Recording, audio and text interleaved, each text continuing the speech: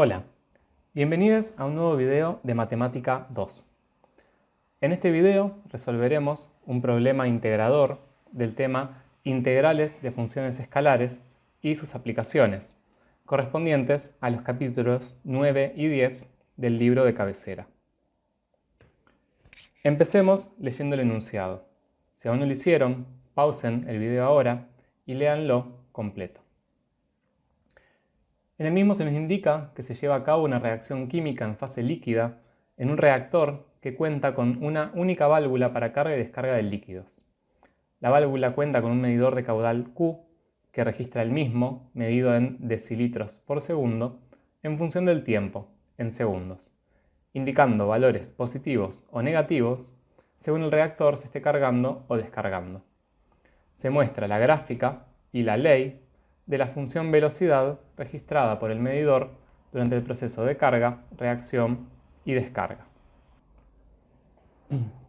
Entonces, en el ítem A debemos describir en palabras el proceso de llenado y vaciado del reactor.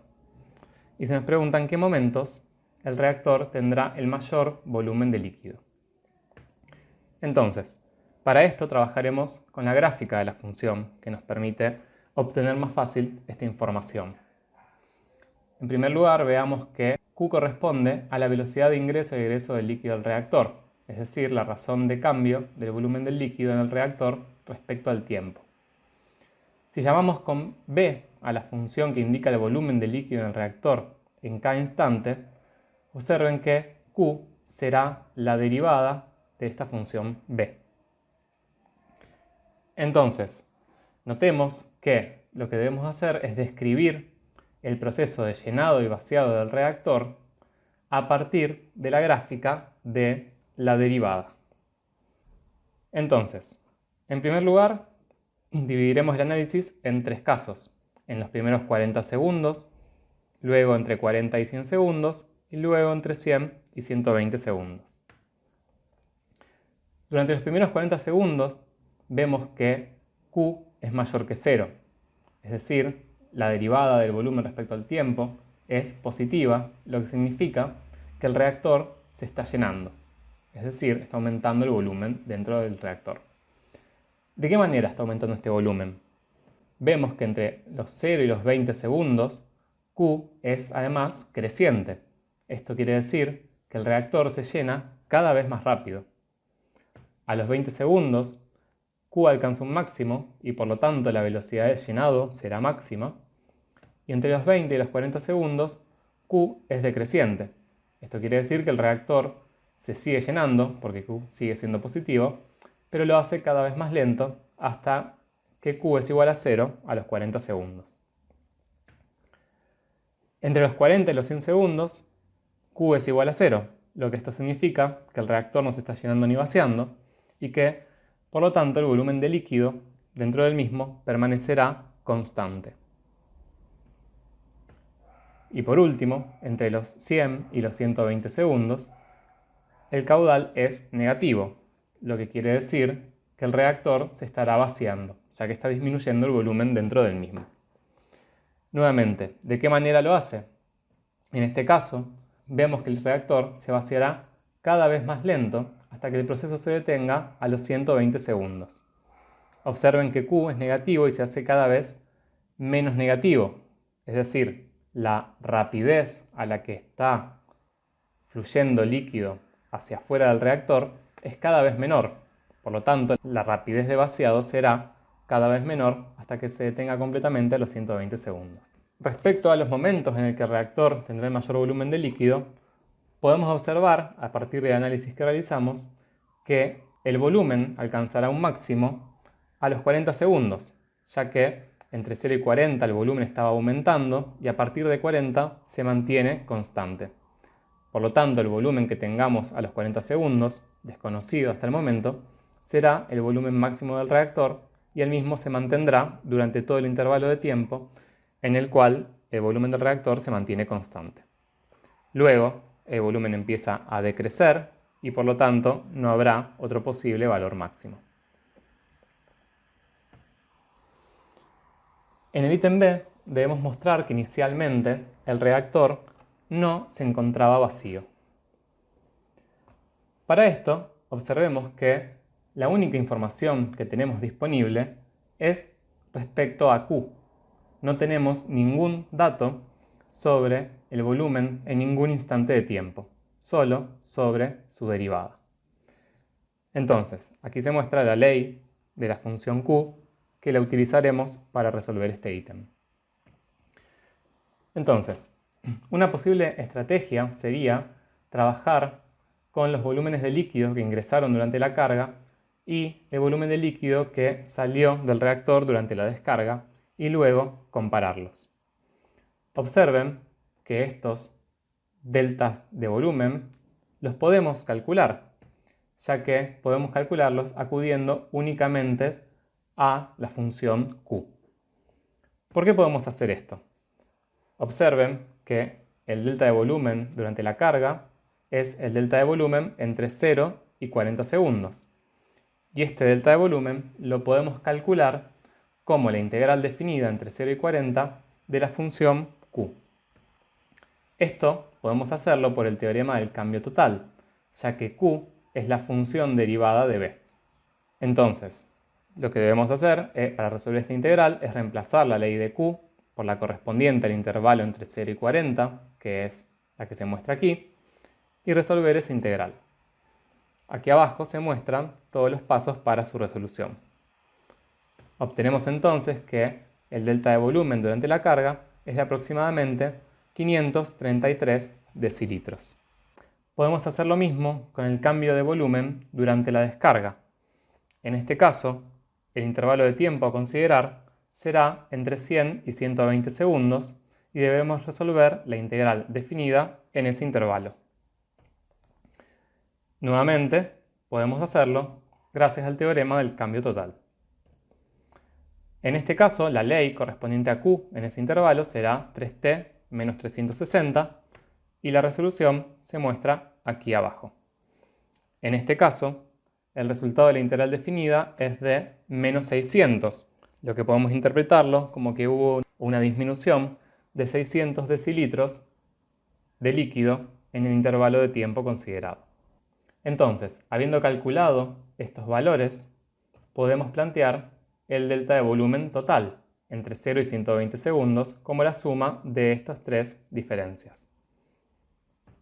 El delta de volumen entre 40 y 100 segundos es de 0, ya que en ese intervalo de tiempo el reactor ni se llenó ni se vació, y el delta de volumen total entonces nos da aproximadamente menos 67 decilitros. Es decir, que en el proceso global el volumen de líquido en el reactor disminuyó en aproximadamente 67 decilitros. Por lo tanto, el volumen inicial debe haber sido al menos de aproximadamente 67 decilitros como mínimo, por lo que el reactor no puede haber estado vacío inicialmente. En el ítem C, sabiendo que inicialmente el reactor contaba con 10 litros de líquido, debemos hallar la ley algebraica de una función que describa su proceso de llenado. Entonces, veamos. ¿Con qué información contamos? Sabemos que el volumen inicial, es decir, B en 0, es igual a 100. Noten que 10 litros corresponden a 100 decilitros. Y conocemos además la ley y la gráfica de Q, es decir, de la derivada de B. Entonces, ¿cómo podemos hallar una ley algebraica para B teniendo esta información?